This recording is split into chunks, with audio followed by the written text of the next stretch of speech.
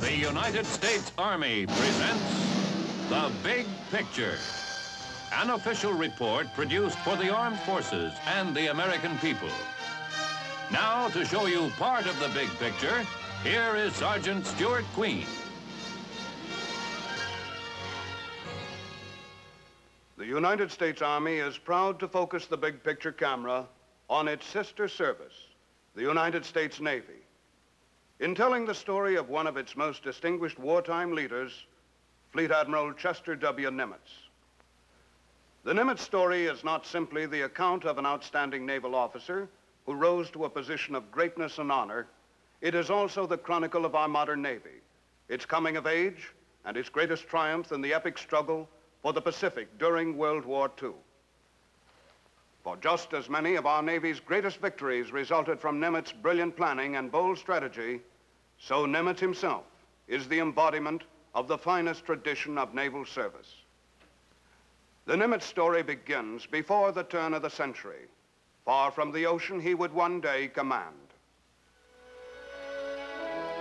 Texas was a prospering state in 1885 when Chester Nimitz was born in the tiny town of Fredericksburg. There was room on the great western plains where a man could run cattle or farm and grow with America. Nimitz's people were pioneer stock, and their faith in their country's future formed the bedrock of their children's heritage. Although his pioneering grandfather had once followed the sea, there was little else in the boy's landlocked environment to point him towards the Navy. But while Nimitz grew, America's Navy grew too. The 100-year-old Constellation was still in use to train men during the Spanish-American War. But our sea battles were fought by revolutionary armored steam warships.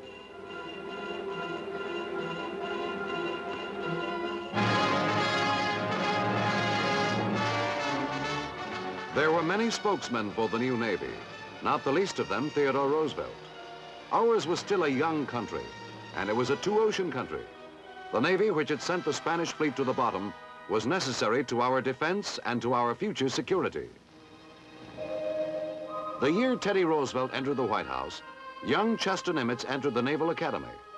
The future fleet admiral had never seen an ocean when he journeyed east. But like all young men away from home, he soon became accustomed to his new environment. He learned the Navy from the keel up and grew to love the tough and demanding life he shared with his fellow midshipmen. The physical training was as rigorous as the bookwork. At a school where the traditions of Jones and Decatur, Porter and Dewey governed a midshipman's life.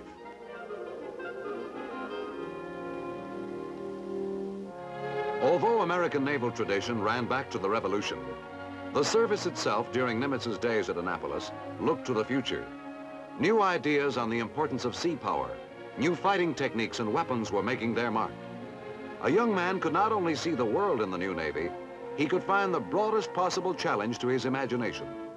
The day of wooden ships had passed, but iron men were needed more than ever.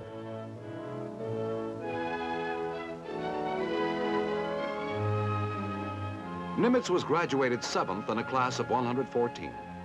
Regulations required him to serve 2 years at sea as a passed midshipman before becoming an ensign in the regular Navy.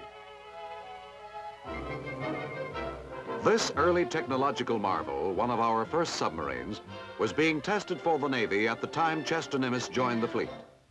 After duty in the Far East during the first few years of his career, Nimitz was selected with other outstanding young men to form what eventually became our Navy's submarine force. In vessels not far removed from this primitive model, Lieutenant Nimitz learned a difficult and dangerous profession. There were few books and no men of experience. You learned the only way you could, by doing it yourself.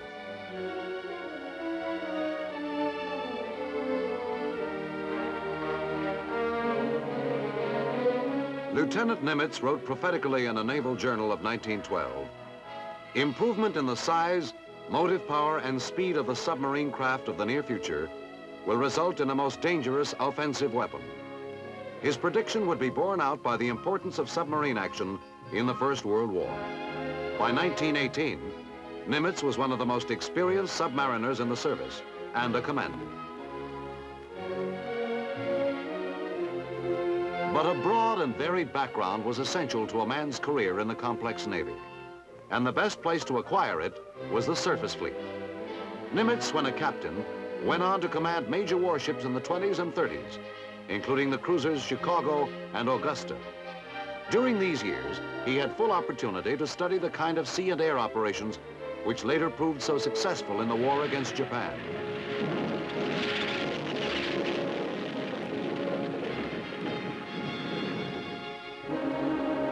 In these same decades, the Japanese constructed one of the finest fleets the world had ever seen. On the fateful day of December 7th, 1941, at Pearl Harbor, the Japanese Navy was ready.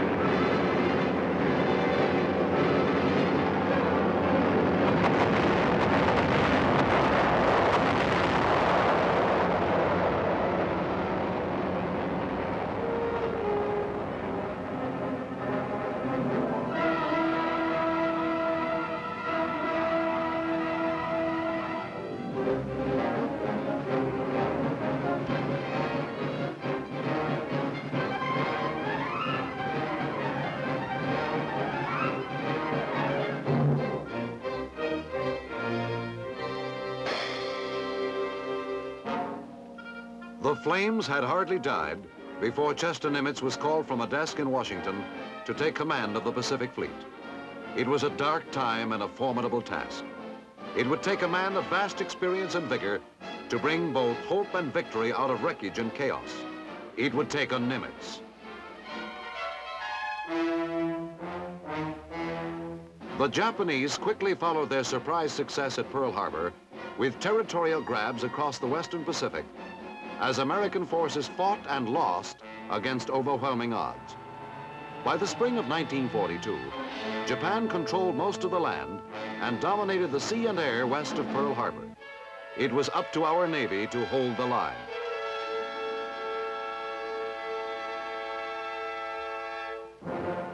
But if we underestimated the Japanese, they also underestimated us. When they disabled the cream of our fleet at Pearl Harbor, they did not realize that we could recover so quickly.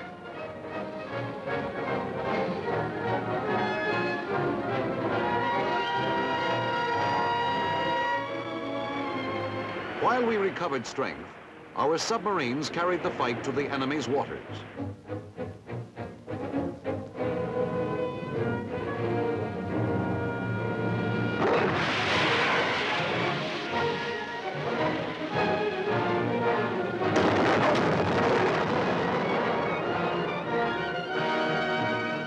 The silent service that Nimitz had helped build now served him well. It would become the lance that would cut the enemy's arteries. The saga of these gallant vessels is among the most inspiring in the heroic annals of the Navy.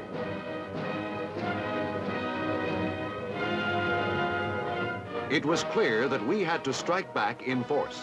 But where? Nimitz had a much smaller fleet than the enemy, and he was determined to use it. Where? The Coral Sea. Our forces met the enemy at Midway, too. The boldness and surprise of Nimitz's strategy in these two major engagements were enough to change the course of the war in the Pacific.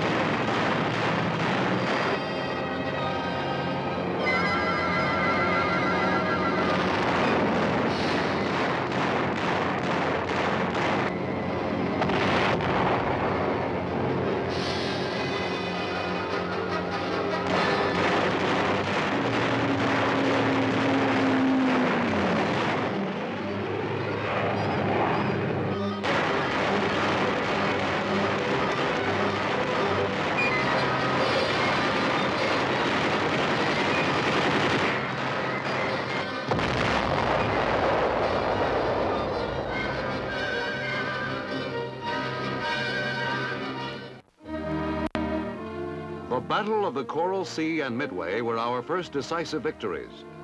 Nimitz expressed the gratitude of the nation when he decorated many of the Navy pilots and sailors who had helped turn back the enemy.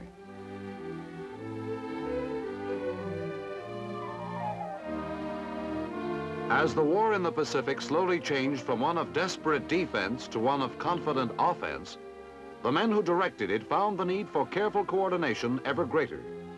The combined Navy and Army forces under both Nimitz and MacArthur worked smoothly to batter down the walls of Japan's Pacific Empire.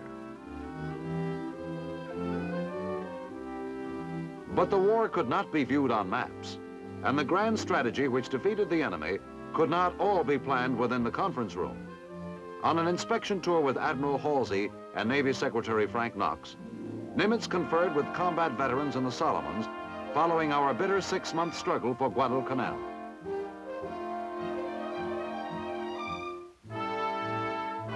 On Kwajalein Island, Nimitz inspected what was left of Japanese defenses.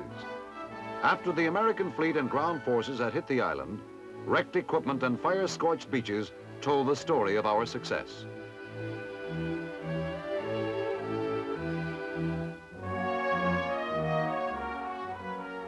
Before the Pacific fighting entered its final phase, with the recapture of the Philippines and the final thrust at the Japanese homeland, MacArthur and President Roosevelt met with Nimitz at CINCPAC headquarters in Hawaii. Our capture of Saipan immediately before the meeting meant that a major rupture had been accomplished in Japan's inner defense perimeter. Although Nimitz and the other American leaders were unaware of it at the time, the Japanese General Staff was already asking its government for a peace settlement with the United States. The Americans did know, however, that Premier Tojo had been forced to resign, and their confidence was high. Plans for retaking the Philippines were submitted and approved at this meeting.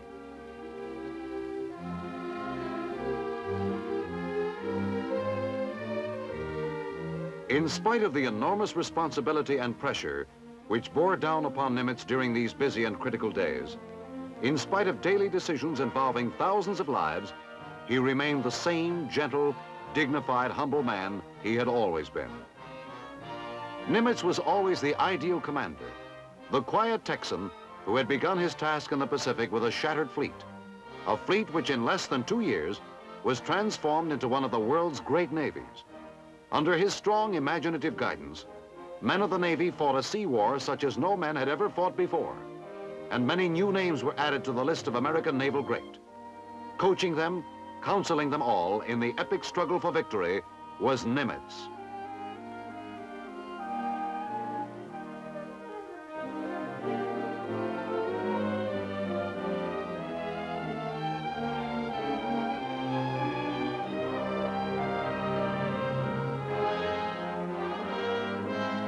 On the 3rd anniversary of the attack at Pearl Harbor, Admiral Nimitz spoke to naval personnel and civilian workers who helped repair many of our wrecked vessels.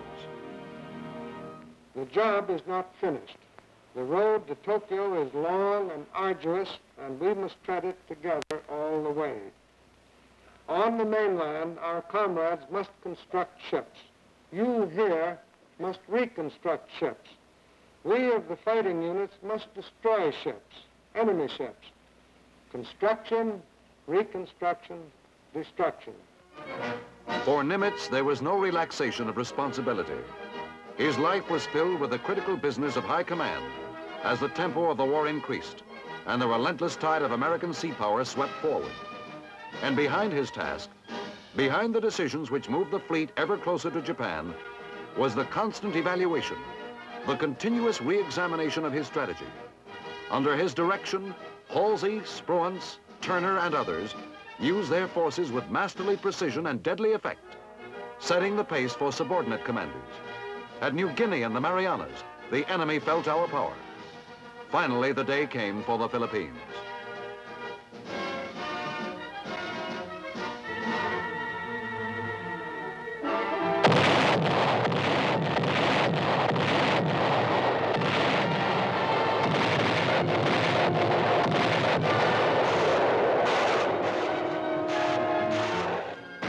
The decision of Nimitz and MacArthur to skip the southern Philippine Islands paid off. And on October 20th, 1944, American soldiers stormed the Leyte beaches. As the Japanese prepared to defend themselves against the American attack, their adherence to a cause already lost carried them to fanatical excess.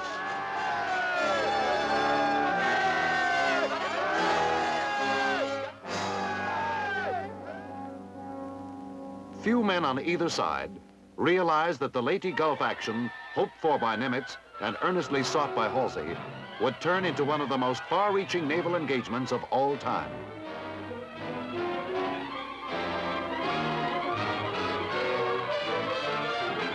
We threw everything we had at the enemy, and his losses were staggering.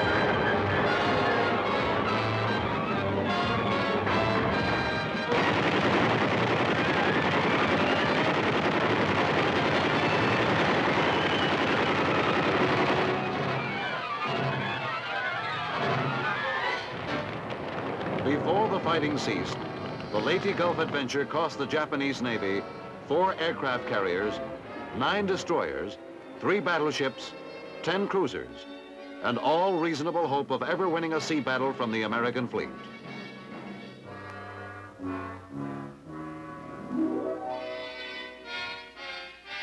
For some of our men, too, Leyte Gulf was the last fight. Many brave Americans who died in this action were honored at sea by their comrades.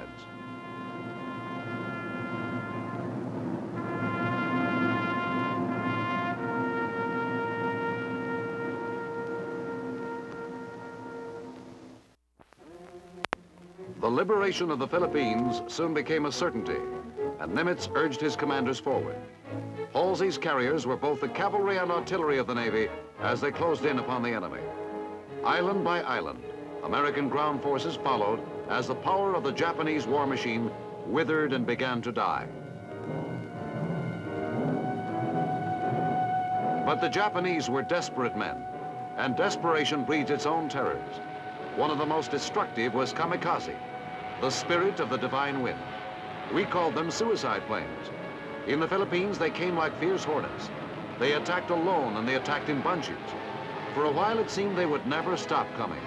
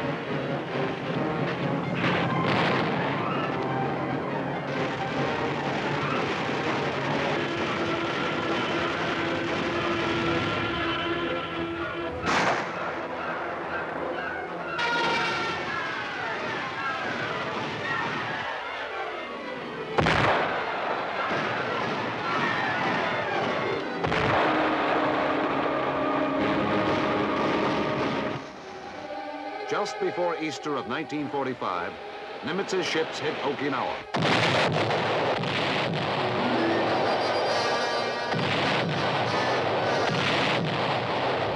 told, 183,000 troops participated in this epic landing, with the heaviest naval support in the Pacific. Okinawa represented the final, but by no means the easiest obstacle on the road to Japan. As the troops streamed inland from the beaches, the opposition stiffened. It was the last ditch for the Japanese.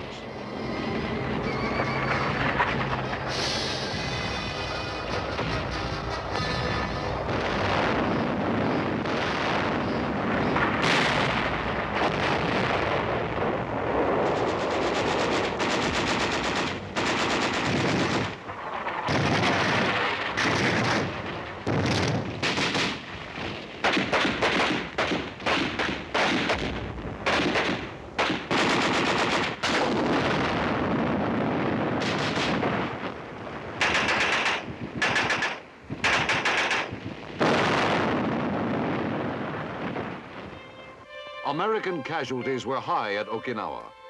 But for men who had carried their strength and their faith so far in the 3½ years since Pearl Harbor, victory was now in sight. Okinawa became the death rattle of the Japanese resistance. With one last convulsive effort, enemy pilots drove their deadly planes at our fleet, but we were ready.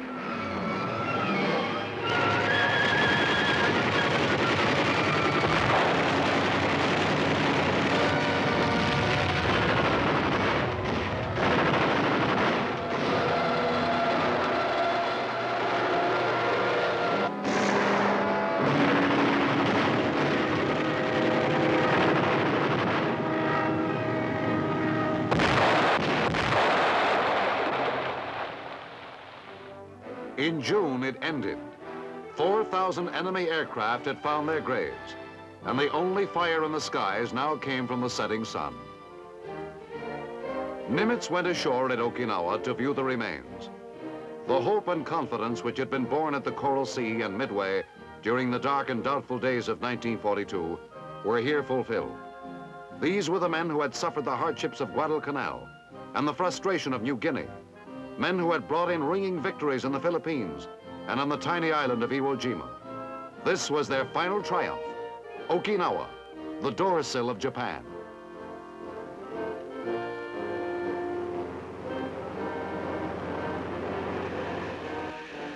At Manila, Nimitz conferred with MacArthur on the work yet to be done. The concentrated naval and ground forces of the Allies were preparing for the final assault on the Japanese home islands. From long experience, both Nimitz and MacArthur expected that the Japanese would fight until driven into the sea. But the Japanese did not. With their military and naval might smashed beyond recovery, with their cities bombed to rubble, the enemy surrendered unconditionally. For Fleet Admiral Chester Nimitz, it was a solemn moment, a moment of grave reflection.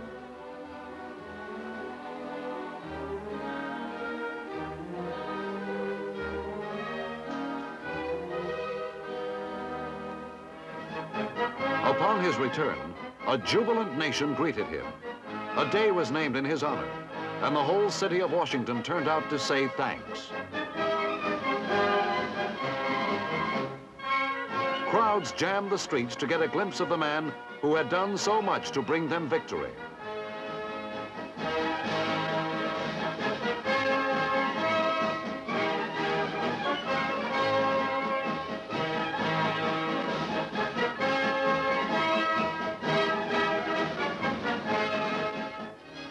At the Capitol building, he went before a special joint session of Congress where he expressed his feelings to the assembled lawmakers.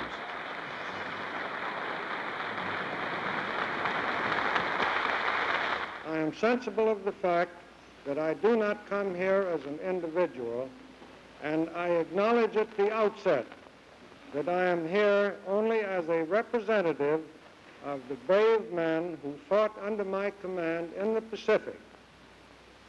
Some of them are here with me today.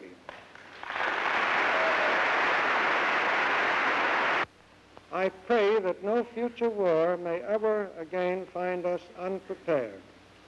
Most of all, I pray that such a war does not begin and end to our disadvantage before we can even begin to fight.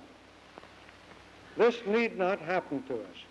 It will not happen to us if we exercise our intelligence, our vigilance, and use our good, plain common sense and keep our fighting forces ready.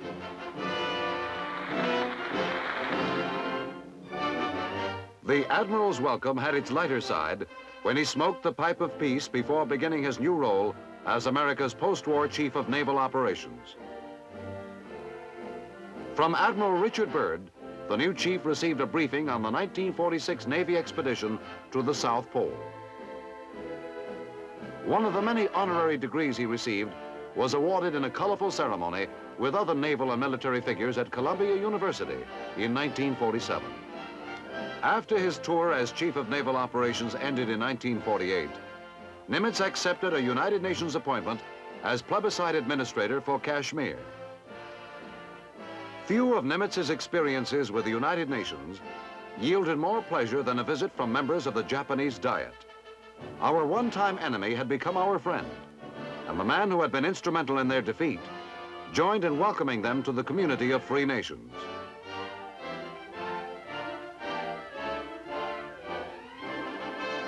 In 1951, Nimitz was still not ready to relax. After he resigned his United Nations post, President Truman appointed him chairman of a special commission on internal security.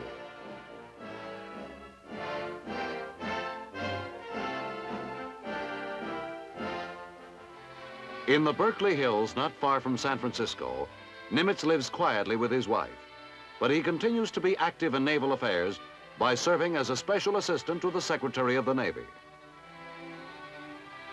A weather vane with 5 stars and a submarine replica are all that mark the Admiral's quarters.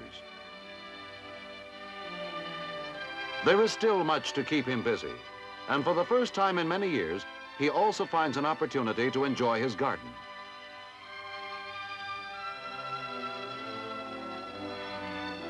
Nimitz is still bound to the sea and to the great American naval tradition. His contribution in strategy and leadership will be long remembered in the Navy, and his personal example admired by all men who follow the sea.